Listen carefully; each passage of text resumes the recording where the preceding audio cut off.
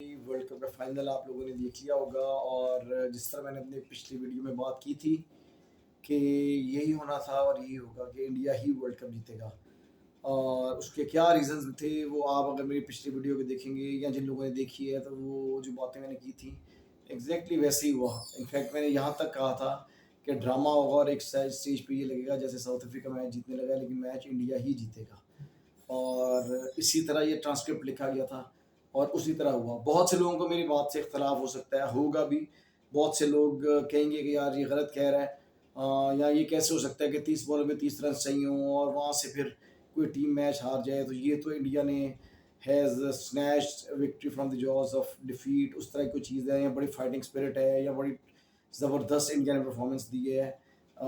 ऐसी कोई चीज़ नहीं है जी, ऐसी कोई बात नहीं है, ऐसा ही होना था। अगर बिल्कुल सीधा-सीधा इंडिया मैच जीत जाता, तो फिर तो एलिगेशंस और लग जानी थी ना, कि पहले ही इतना कुछ हो रहा था कि सब कुछ इंडिया को फ़ेवर करने के लिए किया जा रहा है। इंडिया सीधा-सीधा मैच जीत जाता, तो फिर वो उनके कप की विक्ट्री को किसी ने कोई घास नहीं डालनी थी। सब लोगों ने यही बात करनी थी कि यार ये तो ऑन द कार्ड्स था। तो ड्रामा तो होना ही था, ड्रामा तो करना ही था। एक बार तो ये दिखाना ही था कि दूसरी टीम मैच जीत रही है और उसके बाद फिर इंडिया ने मैच जीतना था। ऐसे ही होता है। और फॉर दैट मैटर मैं तो अब ये समझता हूँ कि ये जितने एक्टर्स हैं जिनको भी इतना पसंद करते हैं, या वो इंडिया के हो या पाकिस्तान के या हॉलीवुड के, उन सबसे बड़े एक्टर्स जो हैं वो क्रिकेटर्स हैं। क्योंकि जो एक्टिंग वो ग्राउंड में करते हैं उतनी तो शायद कोई एक्टर अपनी किसी फिल्म के लिए भी नहीं करता। तो hats are off to all the cricketers of the world for acting so well and for playing with the emotions of so many people. फिर आप ये क्वेश्चन करेंगे कि यार इतनी बात आप मैं करता हूँ तो फिर मैं क्यों वीडियो बनाता हूँ, या मुझे क्रिकेट का शौक इतना क्यों है? क्योंकि है, बचपन से है, एक एडिक्शन है।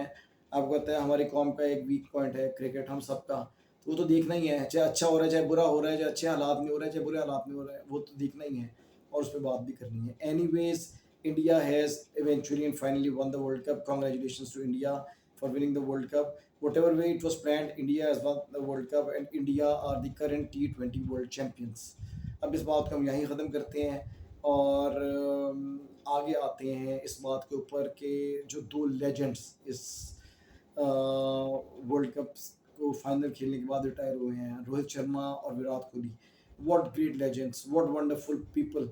क्या उन्होंने एग्जाम्पल सेट की है अपनी कंट्री के लिए, क्या खूबसूरत खेलेंगे और कितनी अच्छी जगह पे जाकर उन्होंने रिटायरमेंट दी है। आई मीन के अपना पिनिकल हासिल करके what ever way they gained it, अपना पिनिकल लेके, क्योंकि इसके बाद तो देखें एक चीज़ ऊपर जाती है तो उसके बाद अगली चीज़ होती है वो नीचे आती है। इससे ज़्यादा हाई तो आ नहीं सकती कि आप इतना अच्छा परफॉर्म करें जिस तरह रोहित शर्मा ने किया मैचेस में, और कोहली ने जो पूरे वर्ल्ड कप में नहीं चला था, फाइनल में उसने परफॉर्म किया और वहाँ पे जो है फिर मैन ऑफ द मैच बना। और उसके बाद फिर एक फाइनल का मैन ऑफ द मैच बनने के बाद आप एक वर्ल्ड कप जीतने के बाद कोई चीज़ रह नहीं जाती। इसके बाद कुछ भी होना था, कोई वर्ल्ड कप मुश्किल से अब कुछ सालों बाद इंडिया के पास शायद आए, तो फिर वो नीचे ही जाना था।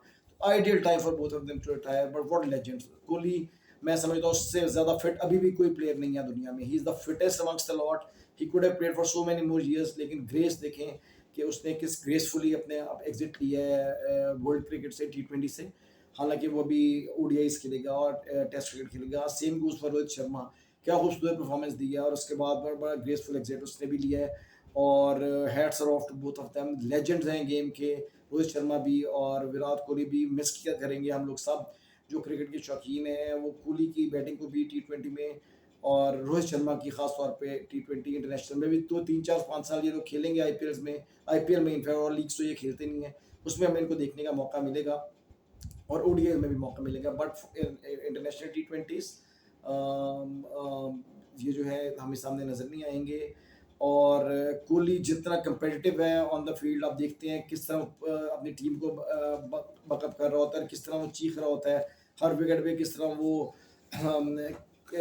कितना एक्सुबरेंट होता है, कितना उसके अंदर जोश होता है, वो देखने के काबिल होता है। उतना ही ग्रेसफुल है वो ऑफ द फील्ड।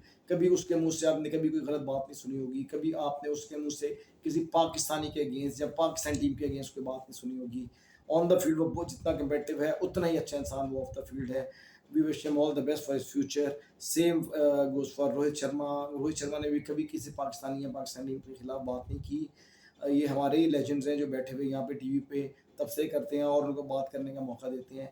बहुत ज़बरदस्त प्लेयर्स दोनों, बहुत बड़े प्लेयर्स। अल्लाह करे कुछ साल और खेलें ओडीआईज और जो है टेस्ट क्रिकेट, ताकि हम उन्हें देखें और अल्लाह करे कि इंडिया की टीम पाकिस्तान आए जो चैंपियंस ट्रॉफी खेलने, जो कि मुझे लगता है कि नहीं आएगी। अगर आ गई तो यहाँ के लोगों को भी इन दोनों लेजेंड्स को देखने का मौका मिलेगा।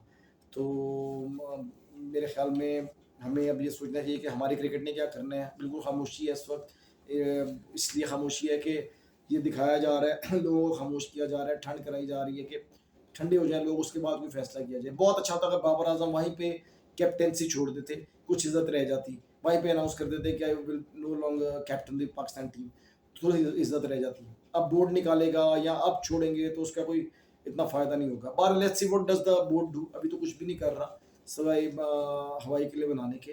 तो लेट्स सी व्हाट हैपेंस। अगली वीडियो में आपसे फिर बात करूंगा। अपना बड़ा ख्याल रखें। अल्लाह हाफिज़।